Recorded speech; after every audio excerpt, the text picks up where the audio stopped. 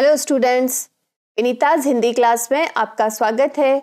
आज हम इस वीडियो में पढ़ने जा रहे हैं कक्षा 10 की पुस्तक क्षितिज भाग 2 के पाठ 7 के प्रश्नोत्तर।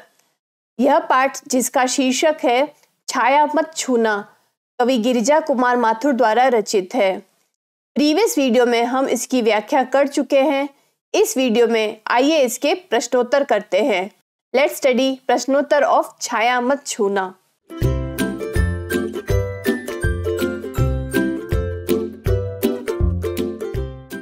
पहला प्रश्न है, कवि ने कठिन यथार्थ के पूजन की बात क्यों कही है? तो इसका उत्तर होगा, कवि ने कठिन यथार्थ के पूजन की बात इसलिए कही है क्योंकि यही सत्य है।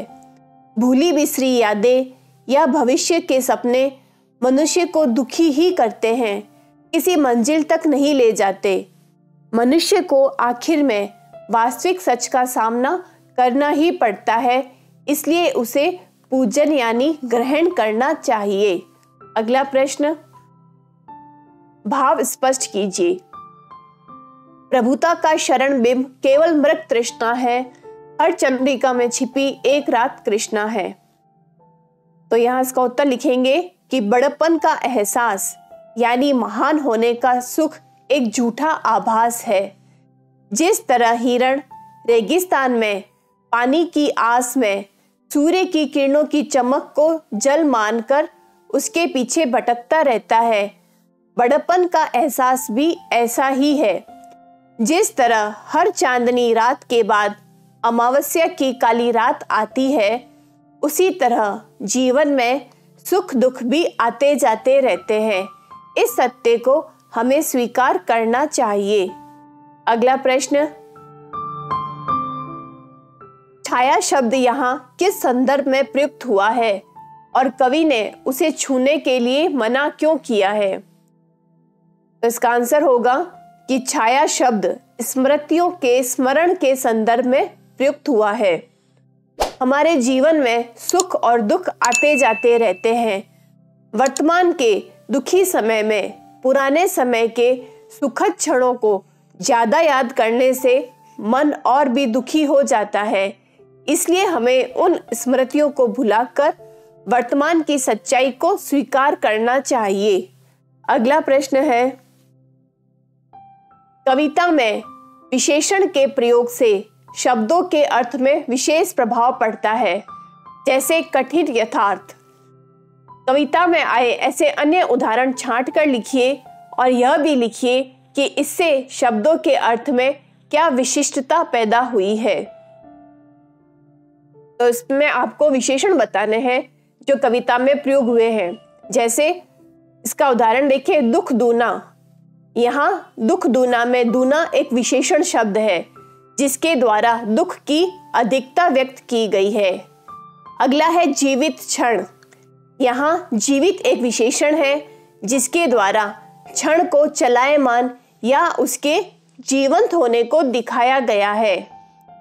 इसी के जैसे सुरंग सुधिया। यहाँ सुरंग भी एक विशेषण शब्द है जो सुधी यानी यादों का रंग बिरंगा होना दर्शाता है। इसमें आगे और है एक रात कृष्णा। तो यहाँ कृष्णा एक विशेषण शब्द है। कृष्णा से अर्थात कालीमा यानी अंधकार। तो यहाँ रात की कालीमा और अंधकार को दर्शाया गया है। उसी तरह शरद रात। यहाँ शरद एक विशेषण शब्द जो रात की रंगीनी और मोहकता को उजागर कर रहा है।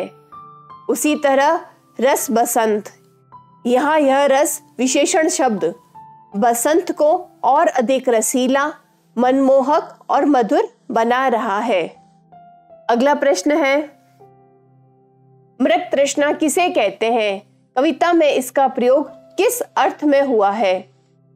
तो इसका उत्तर होगा कि गर्मी की चिलचिलाती धूप में रेत के मैदान में दूर पानी की चमक दिखाई देती है। हम वहां जाकर देखते हैं तो कुछ नहीं मिलता। प्रकृति के इस भ्रामक रूप को ही मृग तृष्णा कहा जाता है। इसका प्रयोग कविता में प्रभुता की खोज में भटकने के संदर्भ में हुआ है। इस तृष्णा में फंसकर मनुष्य हिरण की भांति भ्रम में पड़ा हुआ भटकता रहता है। अगला प्रश्न है, बीती ताही बिसार दे आगे की सुधिले, यह भाव कविता की किस पंक्ति में झलकता है? तो इसे समझने के लिए पहले हमें जो दिया हुआ है उसका भाव समझना होगा।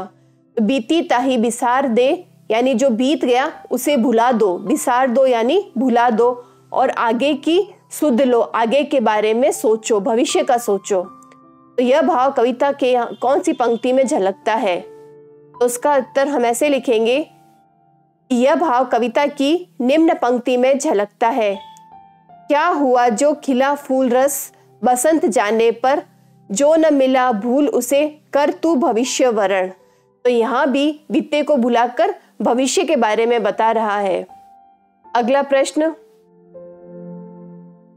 कविता में व्यक्त दुख के कारणों को स्पष्ट कीजिए। तो इसका आंसर होगा, छाया मत छूना कविता में कवि ने मानव की कामनाओं लालसाओं के पीछे भागने की प्रवृत्ति को दुखदाई माना है, क्योंकि इसमें अतृप्ति के सिवाय कुछ नहीं मिलता। हम विगत स्मृतियों के सहारे नहीं जी सकते, हमें वर्तमान में जीना है। उन्हें छूकर याद करने से मन में दुख बढ़ जाता है। दुविधाग्रस्त मन स्थिति और समयानुकूल आचरण न करने से भी जीवन में दुख आ सकता है। व्यक्ति प्रभुता या बड़प्पन में उलझकर स्वयं को दुखी करता है। अगला प्रश्न है, जीवन में है सुरंग सुधिया सुहावनी, इससे कवि का अभिप्राय जीवन की मधुर स्मृतियों से है। आप अपने जीवन की कौन कौन सी स्मृतियां संजोए रखी है? तो इसमें आपको अपने मन से इसका जवाब देना है।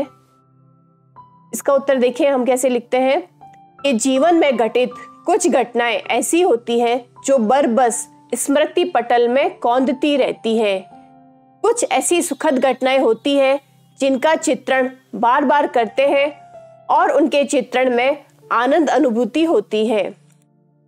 मेरे जीवन की मधुर स्मृतियां जिसे मैंने संजोया है वो है प्राथमिक विद्यालय स्तर पर खेले जाने वाले खेल, स्वच्छंद घूमना, घर लौटने पर पिताजी की अप्रत्याशित फटकार, वर्षा ऋतु में छोटी सी नदी में नहाते समय डूबने से बचना आदि यादें जो आज भी सिहरन पैदा कर देती है।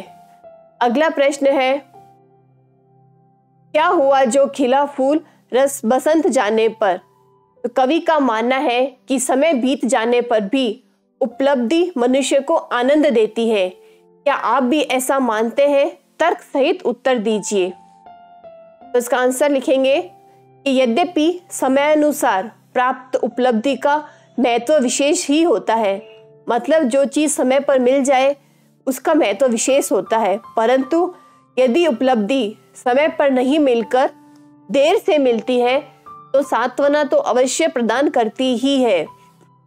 उपलब्धियों का मानव मन पर समय अनुसार अलग अलग प्रभाव पड़ता है।